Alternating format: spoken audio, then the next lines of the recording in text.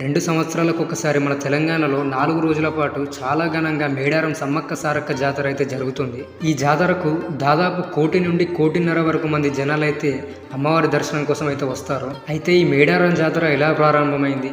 ఇంతకీ సమ్మక్క సారక్క అంటే అసలు ఎవరు? ఈ జాతరకి అంతమంది రావడానికి గల కారణాలేంటి? అండ్ అలాగే ఈ మేడారం జాతర వెనుక ఉన్న హిస్టరీ మొత్తం తెలుసుకునే ప్రయత్నం అయితే ఈ వీడియోలో చేద్దాం ఫ్రెండ్స్. సో ఇంకెందుకు late, let's get into the video.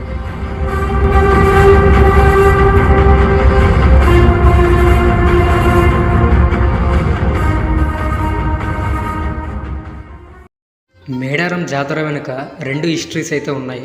దీంట్లో ఒకటి కోయ పురాణం. కోయ పురాణం ప్రకారం 13th సెంచరీలో కాకతీయులు పాలించే టైంలో ఆ మేడారం ప్రాంతంలో ఒక కోయ దొర ఉండేవాడు.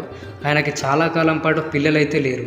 సో అందువల్ల ఆయన భార్య పిల్లల కోసం చాలా తపించి ఎన్నో పూజలైతే చేసేవారు. సో ఆ పూజల్లో అమ్మవారిని అయితే ఒక్కసారి వాళ్ళ ఇంట్లో పుట్టమని వేడుకునేవారు. సో ఆ తర్వాత కొన్ని రోజులకి వాళ్ళు అడవిలోకి వెళ్ళారు. ఆ అడవిలో వాళ్ళకి అక్కడ ఒక పుట్ట పైన ఒక చిన్న పాప కనిపించింది. అయితే ఆ పాప చుట్టూ పులులు, సింహాలు ఆమెకు కాపలుగా ఉన్నాయి. సో దాంతో ఈ కోయదొర చాలా హ్యాపీగా ఫీల్ అయ్యి ఆ పాపనైతే వాళ్ళ ఇంటికి తెచ్చుకొని పెంచుకోవడం జరిగింది. మాఘ పౌర్ణమి రోజు ఆ పాపకి సమ్మక్క అని పేరైతే పెట్టడం జరిగింది. ఆ తర్వాత ఆ పాప పెరిగి పెద్దదయ్యింది. అయితే ఆ గ్రామస్తులందరూ ఆమెను అమ్మవారి స్వరూపంగా భావించేవారు. అక్కడ ఎవరికి ఎలాంటి రోగాలు వచ్చినా సమ్మక్క చేత్తో మందు ఇస్తే రోగాలు తగ్గేవి. అయితే కొన్ని రోజులకు ఆ బయ్యక్కపేట అనే గ్రామంలో ఉన్న సమ్మక్క ఎవరైతే ఉన్నారో ఆమె ఆ కోయదొరతో నేను ఇక్కడ ఇంట్లో ఉండను, ఇక్కడికి దూరంగా ఒక కొండ ఉందిగా దేవరగుట్ట అని, నన్ను అక్కడ పైన దింపేయండి, నేను అక్కడ ఆ కొండపైన ఉంటానని అన్నది. అయితే వీళ్ళంతా కంగారు పడుతూ అదేంటమ్మా ఒక్కదానివే కొండపైన ఎలా ఉండగలుగుతావు అని అడిగారు. అయితే సమ్మక్క మాత్రం లేదు, నేను అక్కడే ఉంటాను, నన్ను అక్కడ దింపేయండి అని అన్నది. సో అయినా సరే వాళ్ళంతా చాలా భయపడుతూ ఆమెను అక్కడ దేవరగుట్ట పైన దింపారు. అండ్ అలాగే అక్కడ సమ్మక్క అవసరాల కోసమని జలకం బావి అనే ఒక బావిని తవ్వడం జరిగింది. అండ్ ఆ తర్వాత అక్కడ ఒక ప్రాంతానికి రాజు అయిన పగిడిద్ద రాజు అనే రాజుకి సమ్మక్కని ఇచ్చి వివాహం అయితే చేశారు. ఆ తర్వాత కొన్ని రోజులకి వాళ్ళకి సారక్క అండ్ జంపన్న అనే ఇద్దరు జన్మించారు. సో అక్కడ సారక్కని సారలమ్మ అని పిలిచేవారు. అండ్ చాలామంది సమ్మక్క సారక్క ఇద్దరు అక్క చెల్లెలని అనుకుంటారు, కానీ నిజానికి వాళ్ళిద్దరు తల్లి కూతుళ్ళు. సో ఈ సారక్క ఎవరైతే ఉన్నారో ఈమెను గోవిందరాజుకి ఇచ్చి వివాహం చేయడం జరిగింది.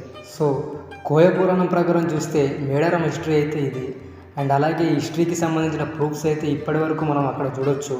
అంటే దేవరగుట్ట, జలకం బావి, అక్కడ అమ్మవారు దొరికిన పుట్ట అండ్ పుట్టుగద్దెలు, ఇవన్నీ మేడారానికి 15 కిలోమీటర్ల దూరంలో ఉన్న బయ్యక్కపేట అనే విలేజ్లో మనం ఇప్పటికీ చూడవచ్చు.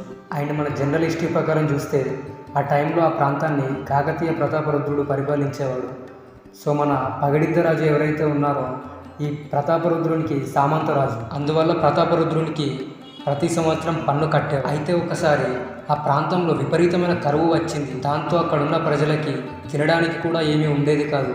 సో అందువల్ల పన్ను అయితే కట్టలేకపోయేవారు. సో అందువల్ల కాకతీయ ప్రతాపరుద్రుడికి కోపం వచ్చి వాళ్ళు ఎందుకు పన్ను కట్టరని మేడారం పైన తన సైన్యంతో కలిసి యుద్ధానికి దిగాడు. సో యుద్ధంలో ప్రతాపరుద్రుడిని ఎదుర్కోవడానికి మన సమ్మక్క కుటుంబంతో సహా యుద్ధానికి వెళ్ళింది.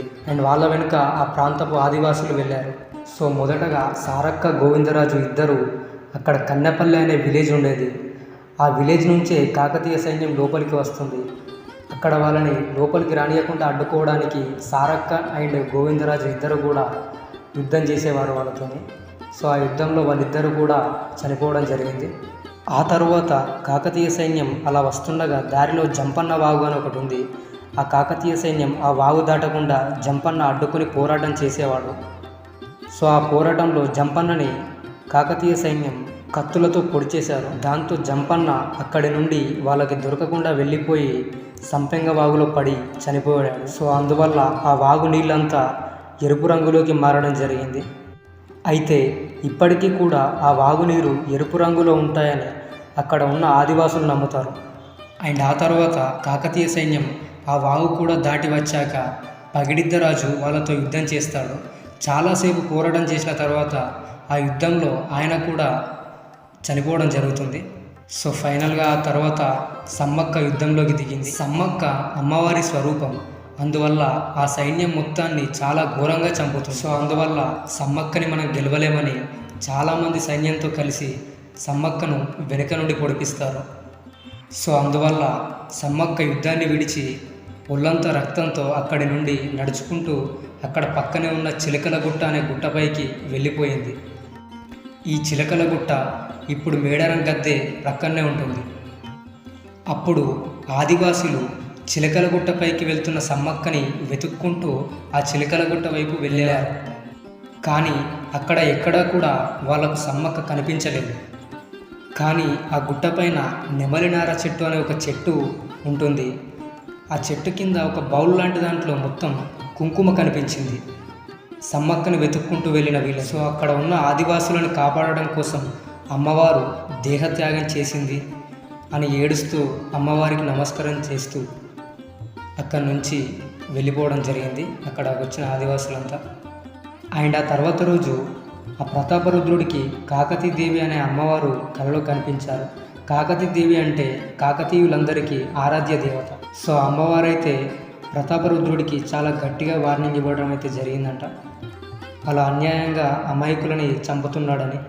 సో వెంటనే అతను ఆ యుద్ధాన్ని ఆపేసి అక్కడ ఉన్న ప్రజలందరికీ క్షమార్పణకు చెప్పడం జరిగింది.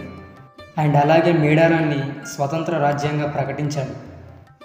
సో అప్పటి నుండి మేడారంలో 2 సంవత్సరాలకు ఒక్కసారి సమ్మక్క సారక్క జాతర అయితే జరుగుతుంది. సో ఇది ఫ్రెండ్స్ ఓవరాల్గా మేడారం సమ్మక్క సారక్క జాతర వెనుక ఉన్న ఫుల్ హిస్టరీ. సో చూశారు కదా ఫ్రెండ్స్, ఇలాంటి మరెన్నో ఇంట్రెస్టింగ్ టాపిక్స్ పైన వీడియోస్ కోసం మన ఛానల్ని వెంటనే సబ్స్క్రైబ్ చేసుకొని పక్కనే వచ్చే బెల్ ఐకాన్ని యాక్టివేట్ చేసుకోండి.